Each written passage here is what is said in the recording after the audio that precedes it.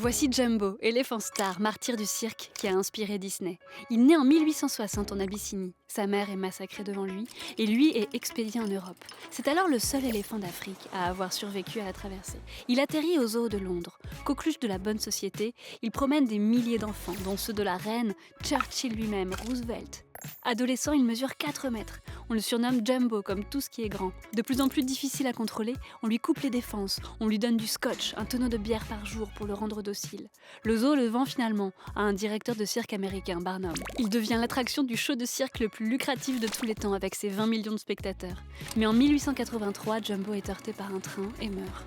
Cet accident a en fait été mis en scène pour éviter une enquête sur les maltraitances qu'il subissait. Son squelette est donné à des musées, puis à une université dont il devient la mascotte. En 1975, seule sa queue réchappe à un incendie et ses cendres sont conservées dans un bocal. Et on vient encore de loin aujourd'hui rendre hommage à l'éléphant aux grandes oreilles.